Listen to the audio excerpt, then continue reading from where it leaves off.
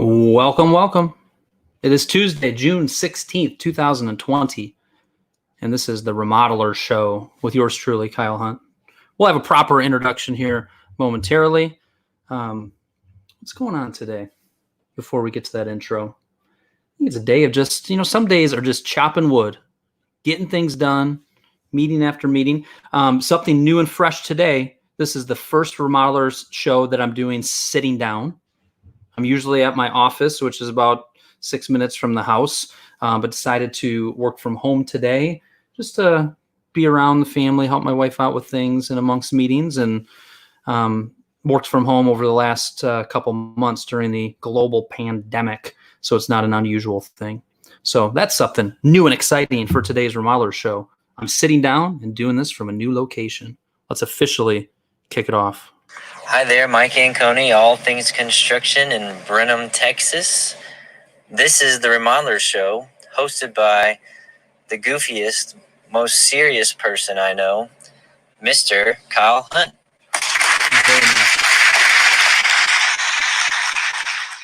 What did the man say? This is a client of mine, Michael Anconi, which I appreciate him doing a recording. That way I can know how to pronounce his last name properly. He was somebody that saw me speak at the International Builder Show way back in January 2020. It seems like years ago. Saw me speak there and then reached out afterwards, and we've been doing some one-on-one work primarily around his sales process and really reinventing and implementing a lot of good stuff there, and now also his marketing plan. And he said, the goofiest, most serious guy I know. And I just love that introduction because that is kind of me. I'll go from goofy to talking about something super serious in a snap of a finger. All right, we're going to get into today's show with this part first. It's time for a reminder to help you improve your sales process. Reminder to help you improve your sales process. I posted something on the Remodelers Community private Facebook group earlier today. And I basically said, hey, just good pulse on things. How are things going? Are leads flying in? Are they slow? What are you seeing out there? Had, I think, 12 or 14 people that have commented so far. If you're not part of Remodelers Community, go to remodelerscommunity.com and request to join. But Justin said this: I have never had this many leads coming in. He's been in business for 7 years. I'm not even able to get back to everyone promptly, which is really bad. A little overwhelmed at the moment. So leads are flowing for him. One of the things that I commented on underneath that is I said this: make sure, Justin, you're telling the leads when you call them back the situation. Are they actually hearing from Justin, I've never had this many project leads in all my years of business, and letting them know that situation, and then setting up some type of boundary or limit. You can say, I've never had this many leads. I think now that things are getting a little bit back to normal, the phone has been ringing off the hook. So I'm thankful for your call. One of the things that I'm doing is I only take on 5 new appointments per week. Here, I even said that slowly for you to say that to the prospect. I only take on 5 new appointments per week.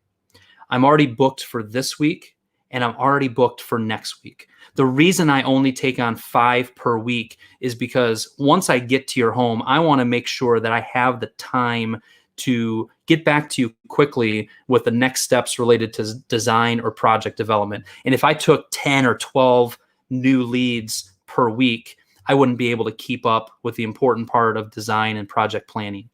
So that's kind of the situation for us. I am booking some appointments for that week of July 6th. If you'd be interested in booking an appointment for them.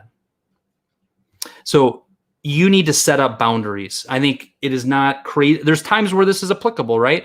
Where you have too many leads coming in, or even if things are steady, to make a decision of how many new leads do you want to take per week. You know this based on your overall workload, the other things in this business that you have to keep up with, and your ability to make sure that once you get out there, that you're able to perform well when it comes to the design and estimate and project development part.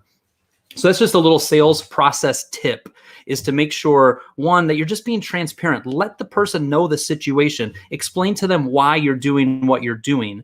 And you heard how I presented that in a way that comes across as professional, in control, reasonable instead of, you know what, I can't get to you for 2-3 weeks. If you said something like that, or if you're haphazard with it, or if you sound frazzled because there's too many calls coming in, now all of a sudden they're thinking, they told you about the project, you're not interested in it, you don't want to help them. And by doing this properly, you can really set the tone so much better for this given situation. So there's a couple thoughts related to the sales process. Let's move on to the next part of today's Remodeler show. It's time for today's Marketing Minute. It's time for today's Marketing Minute. I wrote down here, I said, what content are you going to create today? What content are you going to create today? Creating content needs to be a key part of your overall marketing plan and marketing efforts. It's important in 2020. It's going to be more important in 21, in 22, in 23. You need to make sure you're creating content that's interesting and compelling. The way you do that is you create content, you practice it, and you get better at it. But one of the things that you could do is imagine you're on one of your job sites. You're just about to walk on one of your active job sites, that big kitchen project that you're doing. And imagine that you had next to you an ideal prospect. You're like, hey, you know what? You're looking to do a similar project. We're working on a project right now. I think it'd be great for you just to kind of come and see what it looks like. Imagine you're doing that. When you're walking that prospect, you're trying to build relationship, know, like, and trust, trying to maybe impress them a little bit. What are the things that you would point out to that person? They're literally walking next to you, maybe 6 feet away for social distance purposes, but they're walking that job site. I bet you're going to point out a lot of little things. You're going to talk about the job site cleanliness and the way you protect the floor and the zip walls that you put up and the build clean system. You're going to teach them about how the build clean system works. You're going to go into that project and show them some of the things under the drywall, some of the little things that you do to make sure things are done properly. You're going to go over to that window and show the way that you do the installation of that and the flashing of that and everything to make sure that it is leak proof and that it's going to stand the test of time. You're going to show off, depending on where you're at in the project, some of the unique finishes, some of the cool fixtures that you have in there. You're going to educate them and teach them about how you opened up this wall, how this used to be a very closed off space. And what we decided was to open up this wall. Now it was a load bearing wall. So we had to go through the effort of putting a new beam across, whatever it is. You're going to teach about that. When you put yourself in that frame of mind, creating content becomes a little bit easier. I want you guys to just document the process more. There are so many interesting things going on in your job sites that just seems kind of, it's just normal. It's just kind of what we do. What are you talking about, Kyle? That is really interesting, that helps you build know, like, and trust, that helps explain the little things that you do that just really separates you. And having that idea in your head of what would you show off if an ideal prospect was walking next to you can sometimes be a helpful frame of mind. It was interesting. Right before I clicked go live, I was checking Facebook and pulling up just the Remodelers community, and Brian Martin, who's part of Remodelers community, I just saw that he went live, and it was a 4-minute video kind of walking through a new project they're working on, and went live, and I'm sure some people saw it. A couple tips related to this. It doesn't have to be video. I'd like for it to be video. It doesn't have to be video. You can just as easily take a picture of something and write a couple sentences, and there's a piece of content. The other thought on this is just pick one thing at a time. I would much rather you create 4 short videos on 4 specific little things than to create one video showing 4 things that ends up being like a 10 or 12-minute video. So I implore you and urge you to continue to work to create content. Get uncomfortable with it. Think about what would be interesting to show. Get that stuff uploaded to Facebook. Put it on your personal Facebook. Put it on your business Facebook. Good stuff that you really like how it went, upload it so that people can find it on your website. One final note on this. One of my clients, Bob Burnside, Fireside Home Construction, longtime client of mine. This was 6-8 years ago. Bob was in a good groove of just creating a lot of video content. Bob Burnside here, Fireside Home Construction. Today I wanted to show you, we talk a lot about job site cleanliness. Let me show you what that looks like on our job sites. Going through all of these little things, probably 50, 60 videos over the course of 12, 18 months. He was referred by a local architect, and the architect sent him an email, and it said this: Bob, I'm referring you to so-and-so. Just so you know, they told me that they spent the entire evening the other night watching all of your videos on YouTube. Now, if you're Bob, what do you know? You know that they know your sound of your voice. They know your sense of humor. They know your attention to detail. They know 18, 20 things, 50 things about your business and how you approach your business. You have built know, like, and trust before you've even talked to them. And that's the power of creating content in video form, in audio form, in written form. I urge you guys to continue to work at doing this. Ooh, I didn't click that. That was your marketing minute. That was your marketing minute. Let's do a little live comment check. Quick comment check. Just a quick one. Please put your questions in there. What am I seeing here? What am I seeing here? Happy Tuesday. Yes. Hello. Yes. Hello. Hi, Joanne. Hi, Rhonda. I'm working on some posts for today as we speak. All right. I love it. I skipped out of work and I'm finally in the chair at the salon getting my hair done after 12 weeks. Perfect timing to watch this. Oh, Joanne, that's fun. She's watching the Remodeler show while getting her hair done. I mean, does it get any better than that? I don't think so. Rhonda is jealous because her nail appointment is on Friday. All right. Things are getting back to a little normalcy out there, folks, which is good, All right. So there's your marketing minute. All right. Next up. Know your numbers. Know your numbers. By the way, I have one question already kind of locked and loaded for the Ask Kyle Anything portion of today's show, but I would love for you guys to submit, just get questions, even if they're not live, post them here. If you're watching the replay, I would say 80% of you are watching the replay and about 20% of you are watching it live. So go ahead and put your questions in there so that I'm able to answer them during the show. And also, I love to get the questions live, so feel free to do that. What I want to talk about here during this section is know your numbers, and today in particular to talk about job costing. By the way, I got some water here. My wife was complaining the last few days about having some headaches, and she's like, I think I got corona. And I said, how much water have you been drinking? She's like, none. We're all kind of out of whack with our schedules still, right? Just a reminder, taking care of making sure you have enough water, making sure you got enough liquid going in, making sure you're eating well, making sure you're moving your body during the day. You want to become a better remodeler, put some effort towards taking care of yourself. Just kind of a random little thing that came to mind as I took a little sip from this cup of water. And I don't know if you can hear the noise in the background. Our 8-year-old Calvin has a buddy over, and they are just outside my door making a lot of noise. Hopefully that's not distracting and disrupting your experience of watching or listening to today's Remodeler show. Know your numbers. Know your numbers. Job costing. When you put a proposal together, hopefully a pretty detailed proposal by the time they sign that contract, I'm guessing that you're able to tell me, Kyle, based on this proposal, I'm looking at what my sales price is. I'm looking at my cost of goods sold. And when I analyze that a little bit, I can see what my goal for gross profit is.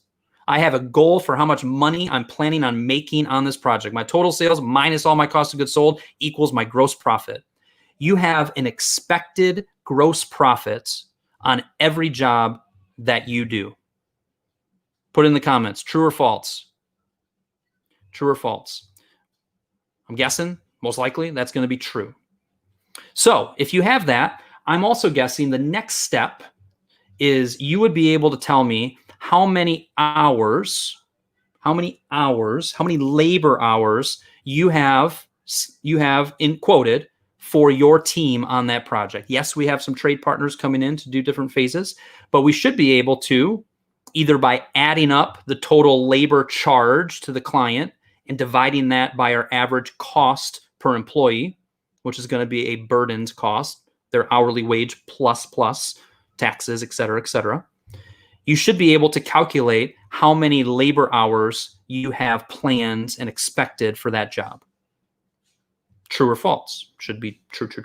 Okay. So if you can tell me that, we're off to a really good start when it comes to job costing. All right. So one idea here, make sure you are able to identify those two numbers, what your expected gross profit is on a project, and also what your quoted labor hours, expected labor hours are on that project. And let's get clear with that. Next step is, how do you share the number of labor hours with your team? Maybe you just take a certain section and say, gentlemen, ladies and gentlemen, we've got 40 hours for the demo phase. We're starting this project up tomorrow.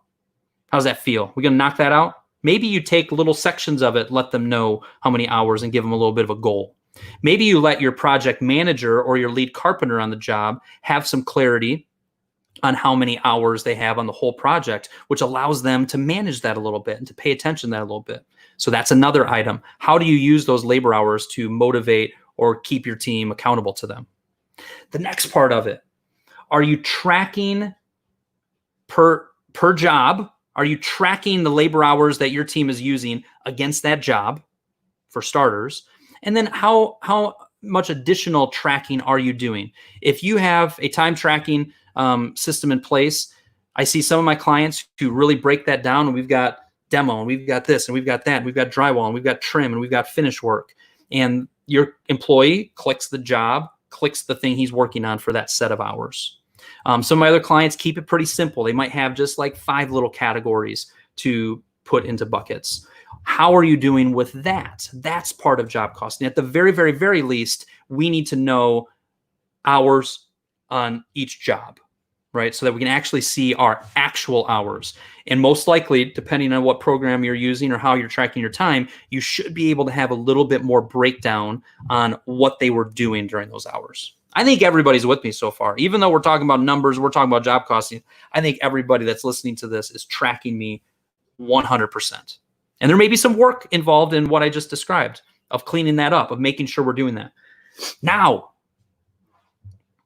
we have our expected gross profit. We know how much we're expecting to make on the labor. We know how much expected we're to make on our trade partners and our subcontractor work. We know how much we're expecting to make on materials. We need only analyze our proposal and the contract they signed a little bit to understand that, what we estimated there.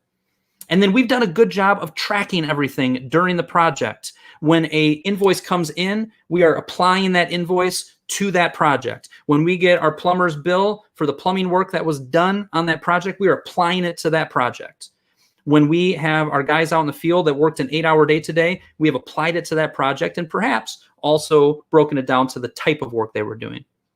If we've done that so far, we have to do the last step, which is to analyze the expected versus the actual. This is exciting thing. This is exciting stuff, folks. This is exciting stuff because there is so much that this information teaches us and helps us with. Sometimes you got to battle it a little bit. Sometimes if you're using Builder Charter Co-Construct, this might be, Kyle, this is super easy. I click and boom. Some of you may need to put the budget for the project into QuickBooks so that you can run an expected versus actual report out of QuickBooks. There's a lot of different ways to slice this. You might send an email to bailey@remodelyourmarketing.com and say, hey, can you send me back the spreadsheets where I can plug in numbers to do a job cost report like Kyle's describing? You might do that. bailey@remodelyourmarketing.com, ask for a job cost report that I have. But we need to take the time and we need to have a system in order to analyze that. When you have that in front of you, it is going to help you be a better manager of your team in the field. It is going to help your lead carpenter, your project manager manage the team better. It is going to help you understand why you charge what you charge, and it's going to drive you to understand your markup better. You're going to see slippage. You're going to see places where it might not have been your team's fault, but it actually was your estimating portion's fault. You didn't put enough hours in there. So then all of a sudden you're going to become a better estimator because you're actually tracking this, paying attention to this, and the next time you're going to put some additional hours in. There is training opportunities for your team. There is so much. When you understand a job cost report, it helps you tremendously understand your markup. It helps you tremendously understand how that all plays into your overall profit and loss statement. This topic, when I ask my remodelers, hey, how's your job costing going? I am hearing way too often, I need to do a better job of looking at that. I need to pay attention to that a little bit more. I am just hearing way too often, I'm slightly empathetic, the fact that we got a lot going on and it takes a little bit of hustle and organization to get this in place, but it is incredibly important to running a profitable remodeling business. When we don't pay attention to our job costing, we can go months and months and years without fixing things and without becoming more profitable as a result of fixing those things. I'm guessing you hear a little bit of passion in my voice on this topic. Bailey, if you're listening to this, clip this. This whole talk of know your numbers, job costing, this should be a standalone piece of content because it's something that we all need to hear. So that's just an encouragement. One, to go just step by step. I wanted to go step by step through how I think and how I've seen my clients walk through the job costing, just to remind you guys of this. And then secondly, to just encourage you. It seems like I'm using the word implore. I haven't used the word implore in years, but I used it when we talked about the marketing minute. Now I'm using it in Know Your Numbers. I implore you. I'm not going to beg. I'm not gonna yell at you, but I'm going to implore you to take this part of the business seriously. Bam. Okay, there we go. Oh, Kathy is here. We got some other people. Any questions if we get into... We got some great info, Kyle. Good. We got a little Ask Kyle Anything. AKA Ask Kyle Anything. Hey. It's time for your questions. Okay, it is. I don't see any fresh questions for today yet. And what time is it? It's 12:21. We're 21 minutes in. One thing I have been doing, I have been printing out just a little planning. You know, the show doesn't require a ton of prep because I'm kind of picking topics and things that I live and breathe and teach every day, which is good. And the other good thing is when I get done with this after 30 minutes, I usually have more energy than when I started, which means we might just keep doing this day in and day out. It's interesting. I'll share this. This is day, I guess, 7 of doing this. 7 days is not enough time to truly analyze and see, is this working? Is it good? Is it helpful? But it is enough time to start to get some feedback. And anytime you do marketing, anytime you create content, we cannot create content or try something once or twice and then make a judgment on it. We have got to really try things. You get better at creating content. You start to see, ooh, that had a little bit of more attention and engagement. You hear even people that don't engage but mention it to you in the conversation. Hey, I saw that video the other day. And I'm sitting there going, you haven't commented, you haven't engaged at all, but other people see and hear things even though they don't engage. You think about, how can I create content and how can I repurpose it in different forms?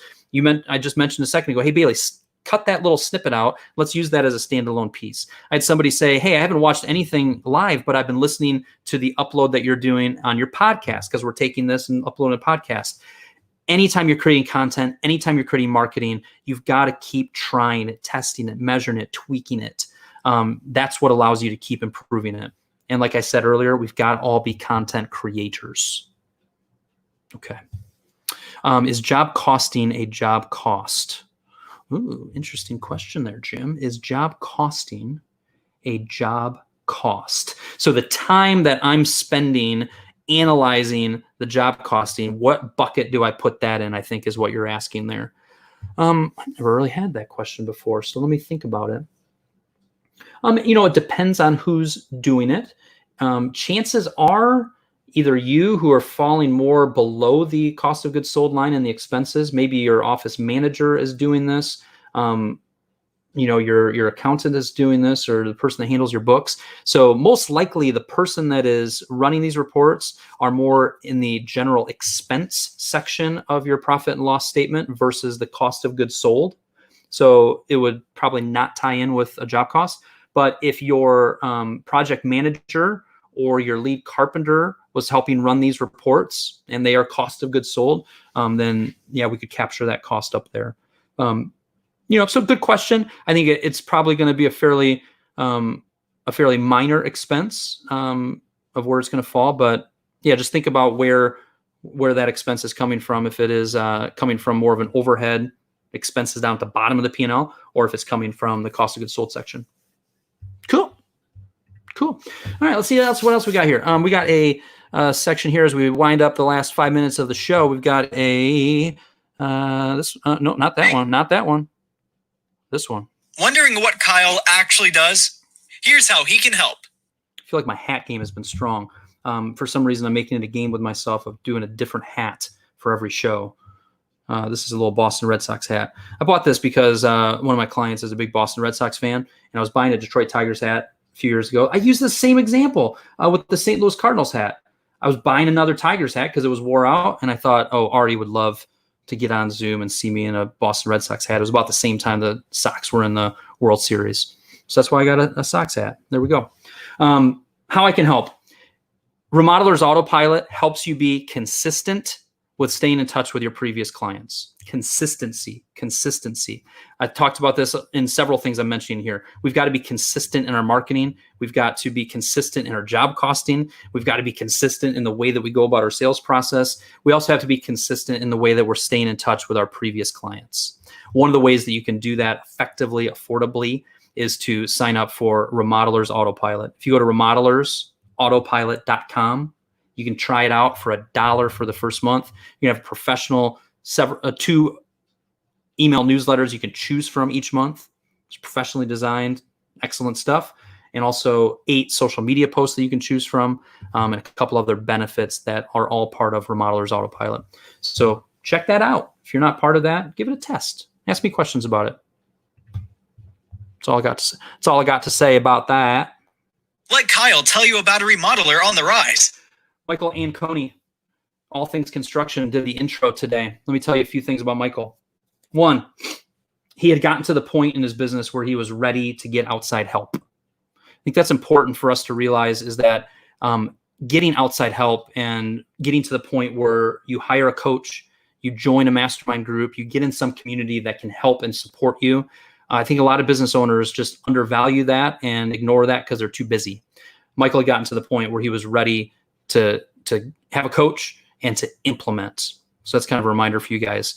Who's coaching you? Who's helping you? What community? What colleagues? What other business owners are you around to help continue to encourage and push you? He was really striving to create a business that he controls versus that controls him. It's a really specific goal that he has. He's got a bunch of kids. I think 5. Yeah, he's got 5 kids. They're all young too. And a wife, and he's really working, how do I design this business so that I can control it? He's maturing as a business owner. He's leaning into the hard conversations with some people on his team, hard conversations that he would typically kind of just shy away from when it comes to clients and change orders. He's just maturing as a business owner in that way. And he's implementing charging for his project design and development. That's something that I think all business owners need to continue to go through. Are you maturing as a business owner? Are you able to handle those tough conversations? Are you really leaning into those and just biting the bullet and getting them done? That's something that Michael's been really working on over the last 3 or 4 months. He's doing an excellent job with that. And I share that to encourage you to continue to mature as a business owner. Is there a conversation that you've been avoiding that you need to have? Lean into it, be transparent, be honest, and the outcome of it is usually much better than what we make up in our heads the outcome's going to be. And then lastly, he's got some other interests. He said, Kai, I usually get to the point in the coaching call where I'm like, anything else on your mind? And he goes, got this ice machine business that I've been thinking about. Evidently, you can buy into and get these ice machines. You can own them, and they can have some pretty solid ROI. And we went through some numbers related to it, et cetera. I think as entrepreneurs, we should, and a lot of times we don't want to be too distracted, right? We want to be excellent at our core business, but to have some other interests or have some other entrepreneurial things that you have out there can be pretty fun. If you're feeling kind of stale in your business a little bit, look around and say, you know what, maybe there's something else that I want to kind of look at or pursue a little bit. Obviously, you're still going to knock out 95% of your work on your main business, but sometimes it's good to look at some other options. He's got some rental properties he's playing with, a flip that he's looking at, and that's part of the mix. So wanted to share that as well. Lastly, technology, inbox pause. If you use Gmail, there's also options to do this with Outlook, but if you use Gmail, look up inbox pause. Pause that stinking inbox and watch your productivity increase. Emails coming into our inbox are more distracting than we realize. And when I have my most productive hours of work, Generally, it's when my inbox is paused and I'm not seeing anything new coming in. So that's a little tip there. Awesome. It's the 2-minute warning. 2-minute warning. Heads up, people. 2-minute warning. What did we learn today? Anything anybody has as far as what did we learn or what was a takeaway today? Thank you, Joanne, for saying, hey, Remodelers Autopilot, definitely check it out. They are happy Remodelers Autopilot clients. Good. Anything else on the what we learned today? I would say as far as on the what did we learn today, I went a little deeper on some specific topics today. I hope you guys noticed. I hope it was helpful. Set boundaries on that sales process. Make sure that you're just not taking every new call comes in. Lead that conversation well. Explain to them the situation that you're in so that they know exactly why you're approaching it the way you are. And don't be afraid to book things out. Even if it feels like it's too far out there, you cannot continue to stuff meetings in there and expect to be able to keep up with everything. That's how we get super stressed, super spread out too thin, and we want to guard against that. So I would say that is a key takeaway there. Rhonda said, I'm going to check out inbox pause. Excellent. I think you'll appreciate that. You'll like that. Excellent. Jim said, know your numbers. It's your business blood pressure. I like that line. It's your business blood pressure. Well. We tie it into the health. I add that health 30 seconds that I talked about water and taking care of ourselves. And I get what you're saying there, Jim, right? Our health can be measured in our weight. It can be measured in our, what we're eating. It can be measured in our blood pressure. There's key things, right? Key metrics. And I would agree with that. With your business, your job costing is a key metric. Some might say it's your business blood pressure. I like it. Cool. That's all she wrote, folks. Go out there. If you heard something that you like, implement it. Work to implement it. What is the next right thing for you to do related to whatever you learned today? What is the next right thing? Identify what that is and work to implement it. So that is the Remodeler Show for Tuesday, June 16th. Hope you enjoyed it. Please reach out. Let me know what you think of the format. Brainstorm ideas on how to make it better. And I'm going to keep rocking them out the rest of this week and all of next week. And I will see you next time.